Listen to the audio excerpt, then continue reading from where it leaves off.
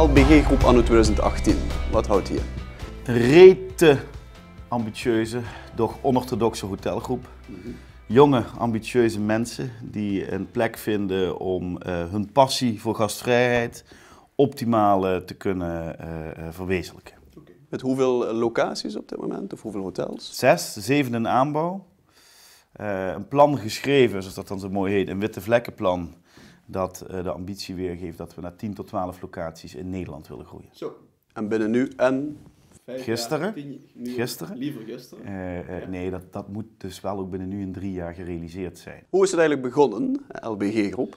Ik ben begonnen in 2001 in dienst destijds bij het La Bergère Hotel. Designhotel La Bergère voor de bekende luisteraar. Nou ja, dat werd La Bergère Groep. De afkorting daarvan werd LBG. We merkten dat La Bergère toch internationaal lastig uit te spreken valt. Dat werd al snel La Bergère of meer van dat soort mooie vervoegingen. Dus toen hebben we het afgekort naar LBG. Yeah. Nou, voor de wat oudere kijker, die weet dan nog dat dat afkomstig is van La Bergère Group. En laten we maar zeggen, voor de nieuwe kijker, voor de jonge kijker, betekent het ook Leisure Business Groups. Want dat is de vervoeging die we op dit moment gebruiken. Leisure, toeristische gasten, business, zakengasten, groups, groepen. En dat is totaal omvattend voor wat onze doelgroepen zijn. Zeg nou, we hebben nu 6e hotel in Maastricht, dan is Maastricht wel even genoeg. Is Maastricht sowieso even op dit moment wel voldaan qua hotels volgens jou? Ja, dat is voor mij een lastige vraag. Dat is een actuele discussie. Ja. Ik ben ook een beetje schizofreen in die discussie. Hè? Want aan de ene kant wil je bouwen, heb je ambitie. En aan de andere kant snap ik ook waar de zorgen vandaan komen om te zeggen, jongens, we moeten rustig aandoen. We moeten in ieder geval beleidsmatig goed nadenken. Ik denk dat we de bovengrens zijn aan het bereiken met elkaar. En daar zijn we het geloof ik ook collectief over eens. En nou ja, gelukkig hoor ik bij een van de laatste die nog een gaatje heeft gevonden vlak voordat die bovengrens bereikt is. Wat hebben we in Maastricht nodig om, plat gezegd, hotels te vullen of de bezettingsgraad iets omhoog te krijgen? Wij noemen het de zakelijke toerist. Een congresganger, een expat, een medewerker van een internationaal bedrijf dat een aantal nachten hier moet zijn voor vergaderingen. Ja. Dus als je het aan mij vraagt, dat leisure segment dat hebben we goed onder controle. Ja. Ons toeristisch aanbod is goed. We zijn een stad vol met historie, vol met tradities. Als je in Maastricht iets voor twee keer doet, is het een traditie. Ja. En dat doen we dan ook goed met elkaar. Focus zou moeten liggen op op die zakelijke toerist, die zakelijke markt. Dus de ontwikkeling in het MEC zie je positief tegemoet. Essentieel eigenlijk zelfs. Ja. Maar mijn cri de cœur is dan ook gelijk, als je een prachtig gebouw neerzet, hardware, dat gaat niet zonder software. En daarmee bedoel ik, we moeten er ook voor zorgen dat er funding is, dat er geld is om te gaan werven, om acquisitie te doen. Want door alleen maar het gebouw neer te zetten, we zullen het van de daken moeten schreeuwen, internationaal met name. Zelfs transatlantisch zullen we moeten gaan roepen. Kijk naar Azië, kijk naar Amerika. Daar zullen we de congressen en beurzen vandaan moeten halen. Het antwoord op die vraag is veel complexer. Dat heeft ook te maken met het creëren van goede mobiliteit, van goede bereikbaarheid, met een luchtbrug. Want dat horen we veel, dat internationale congresgangers ons lastig kunnen bereiken. Ja. Je zegt van de daken schreeuwen, hè? Een nieuw gebouw, super, is ook essentieel, maar we moeten het ook niet vergeten dadelijk van de daken te schreeuwen. Jullie zijn op dat gebied, als je het over marketing hebt, ook altijd worden toch bestempeld als anders dan anders. Hè? Out of the box denkend, om ook te schreeuwen, we zijn er. Hè? Hoe is dat ontstaan of wat is een beetje jullie filosofie daarachter, dat anders dan anders? Onze grootste vriend in de hotellerie, maar tegelijkertijd ook onze grootste vijand, dat gaat vaak hand in hand. Dat zijn de online travel agents, de Booking.coms, de Expedia's.com. Als ik aan veel mensen in de omgeving vraag, joh, je moet een hotel boeken, wat doe je? Dan is hun eerste antwoord, dan ga ik naar Booking.com. Ja. Ik denk dat iedereen zich zou moeten realiseren dat tussen de 20 en de 25% van het bedrag dat je betaalt, gaat naar die organisatie. Dus je boekt een kamer voor €100, dan krijgt die hotelier daar 75 van. Nou, het is dus de sport om ervoor te zorgen dat zoveel mogelijk klanten, gasten, direct bij je boeken. Nou, dat kun je maar op één manier doen. Dat is door op een onorthodoxe wijze, althans dat is onze overtuiging, door op een onorthodoxe wijze marketing te bedrijven. De kracht zit in de herhaling, dus vaak repeteren, de boodschap over de bühne brengen. Maar ook juist onderscheidend zijn ten opzichte van je competitive set, ten opzichte van je concurrent. Ja.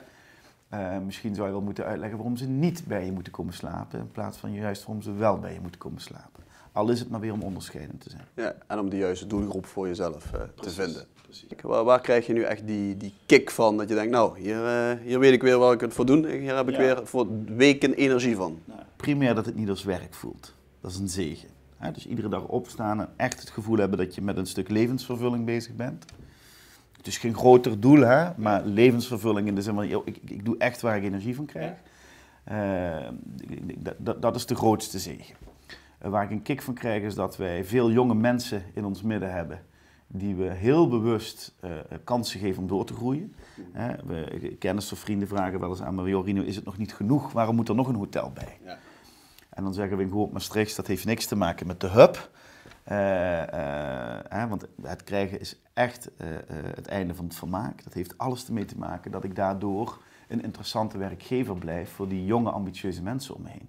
Dat die kennis die we met elkaar verwerven en delen, dat we die in onze gebouwen houden. Dat we die jonge mensen kunnen laten doorgroeien binnen onze eigen organisatie. En dat is wel iets waar ik energie van krijg.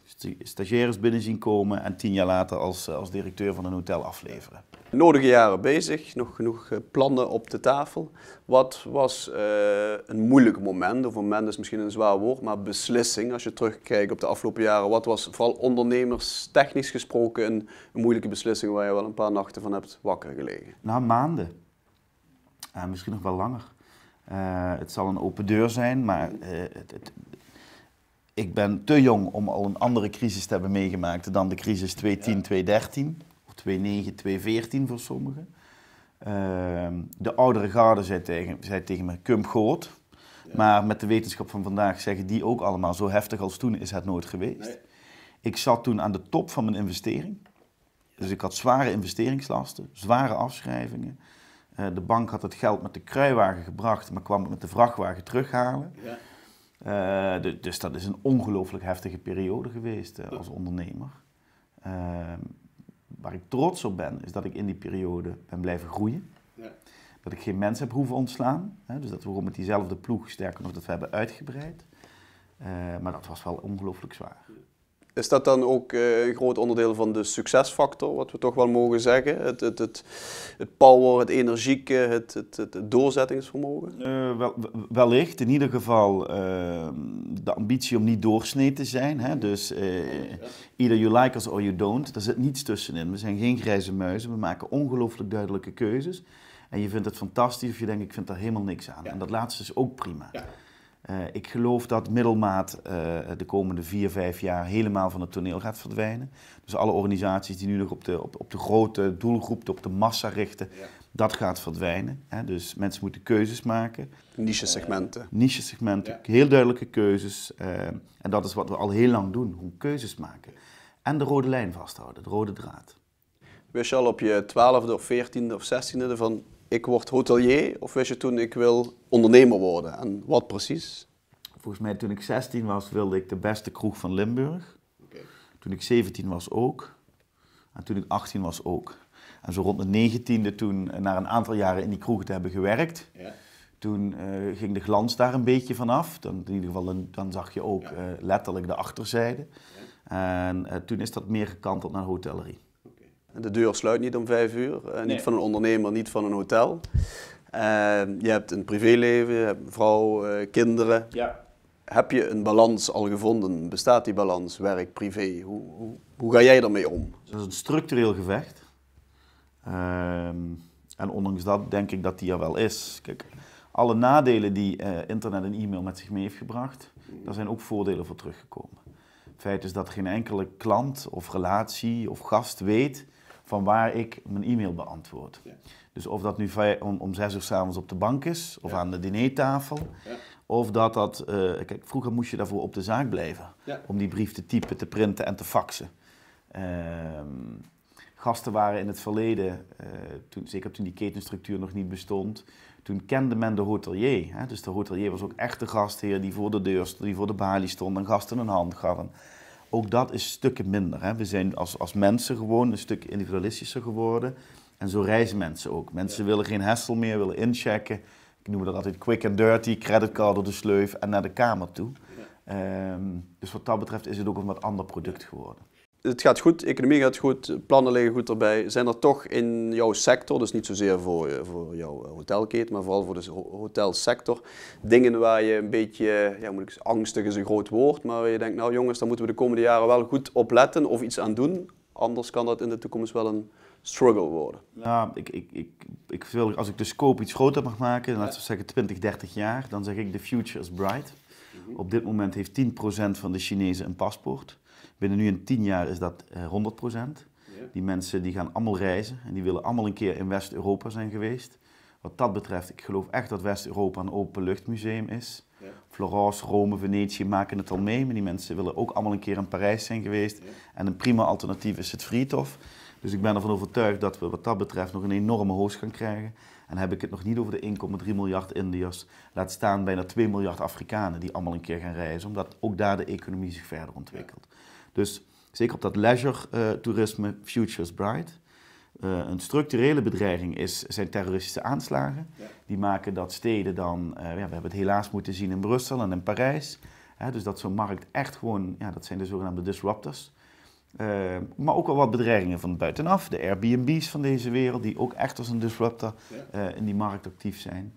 Wat gebeurt er bij een volgende economische crisis? Gaan er nog meer privé en particulieren hun woningen verhuren in onze toeristische sector? Nou ja, dat zijn wel macro-zaken waar we met elkaar goed naar moeten blijven kijken. Iemand die nu op dit moment als ondernemer wil beginnen in een hotel, wat zou je hem of haar meegeven als tip op basis van jouw ervaringen? Ja, ik maak het nog iets breder dan alleen in een hotel. Investeer in goede adviseurs. Dus vaak zie ik dat beginnende ondernemers denken, ja, die paar duizend euro aan die fiscalist die hou ik in mijn zak. Dat is niet goed. Investeer in een goede adviseur. Laat goede contracten opstellen, dus ook investeren in een goede advocaat. Organiseer je zaken goed. Je kunt maar 1 keer beginnen, dus zorg dat dat goed georganiseerd is. Organiseer je financiering goed. Ik zie dat veel jonge ondernemers te krap gefinancierd zijn, waardoor ze al in de opstart financieel knel komen te zitten. Te weinig werkkapitaal hebben om de opstart goed te kunnen doen. Als het al knellend begint, als je je trouwring aandoet en hij knelt al, je handen worden in de jaren alleen maar dikker. Dus zorg dat hij niet al gelijk knelt. Dus dat zou een financieringsadvies zijn. En het derde is, neem geen besluiten op momenten dat je je niet goed voelt. En ik snap dat, dat is in heen natuurlijk iets. Zodra paniek of angst of emotie toeslaat, ik moet iets veranderen. Niet doen. Even laten lopen. Je moet besluiten nemen op het moment als je juist er goed bij zit. Als je tegen jezelf zegt, oké, ik ben er weer doorheen. Wat gaan we doen? Hoe gaat de toekomst eruit zien? Dankjewel. Jij bedankt.